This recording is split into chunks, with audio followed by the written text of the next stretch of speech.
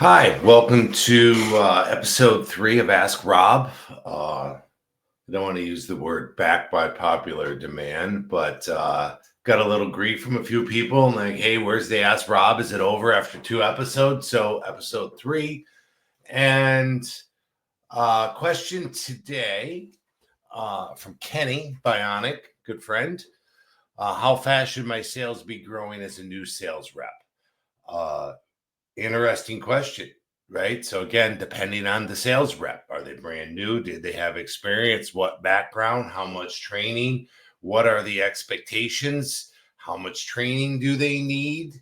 So I think, there's a level of salespeople, right? We've got new person, not from the industry, knows nothing about cars, which really isn't that important, but brand new to the industry. Now I may have a new to the industry, but worked at a new parts department, worked at an O'Reilly's or an AutoZone, worked at a dealership, uh, maybe was an insurance writer, body shop estimator. So there's some knowledge. So if I was there, to me, I like scoreboards, as Jim Counts once said. How do we know if we won or lost the game if there's no scoreboard? Well, how do I know if I'm being successful as a new salesperson if I don't have some goals and things that are set for me? So I always like going to the past. I like data, right? So if I go back and let's say who was the best salesperson I ever had at this company who was brand new and had no experience and no automotive experience or anything, what did his first 12 months look like? Right. I would chart out what who was number one as an entry level, who was number one as maybe came from some knowledge, or maybe even who came in as a transplant, meaning I came from another yard. It was a plug and play salesperson.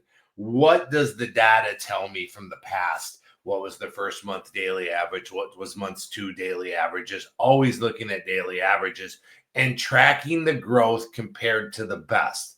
Now, exceptions to the rule, right? How many salespeople did we have when we did that? How many cars were we buying? How many cars were we processing a month? So there is not this. This is the answer, Kenny. But I would like to see some continual growth. From my experiences in the past, most new salespeople will start. Let's get past the training, 2 weeks, 3 weeks, 4 weeks, whatever it may be, right? Their sales will come in and they will start to grow. They will escalate up for a month or two. And then, as always, again, all my experiences are their sales are going to start to slide down after about a 3-month period. Why? Returns start to come in. They start to think they know what they're doing. And of course, the sales are going to slide. This is the critical time with a new salesperson. This is when they quit. This is when they get discouraged. So you being there as management to support those people on that slide down, because what will happen, it's going to bell down, right? And then it's going to take off and go at a gradual climb. But I've done this in the past, right? Working with Ken from Bishop's Auto Parts a little bit, setting every week, we were setting a new daily average. If it was $500 a day, then it may go to $575 or $5,100 the next day. And it's constantly sitting and moving forth with that goal. I've had some examples of people that have come in, no experience. In 2 months, they're doing $100,000 a month. I've had other experiences at 6 months. Again, where are you? How many parts do you have? What are the brokering expectations? Those things are the measurements, but it should be growth. But I'd like to add to the back end, Kenny, to your question. Is it really the growth of the new rep? What about the old rep? What about the 15-year vet that I have that somehow this guy's done, or girl or woman has done $200,000 a month for the last 8 years? And it's always within 10% higher or lower of $200,000. Where is their growth? Why isn't there growth with them? Parts are more expensive. We've been through the COVID. Yes, prices are dipping down a little bit. But if I'm there and I'm the veteran and I'm being consistent and I'm in the relationship business, and the more that the I should be able to be giving my customers a better experience with the more, years under my belt, the more knowledge that I have, shouldn't there be a growth there as well? So I don't think the measurement of my news reps is exactly there. It's all reps. What should the growth be and at what rate?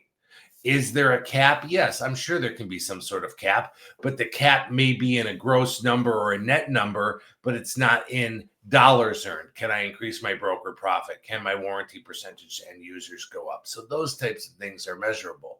So I would say, Kenny, your answer is, let's go back in time and let's see if it's salesman A, B, or C, meaning the level that they come in. What's the best that was done? What's the current history? What are the records? Let's put those in front of the new rep and give them something to shoot for. So as always, please, if you're watching this, subscribe to the channel. Please leave comments below, right? I don't get a lot of comments. Rob, you're an idiot, or thanks, it helped, or I have a question, or if you would like to kick back something at me, but what about this, or what if that, those types of things. Please add your comments or questions there and subscribe to the channel. That would be great. And I'm going to try to do a couple of these a week, depending on how many questions I get in. But again, Rob Rainwater, Profit Team Consulting. You can find our website for me and Mike and Jer and Rich. A lot of things that we're offering to our customers in 2025. I'm sure one of us can help everybody with something, but appreciate everyone's time. Don't forget, submit your questions. Ask Rob. Have a great day.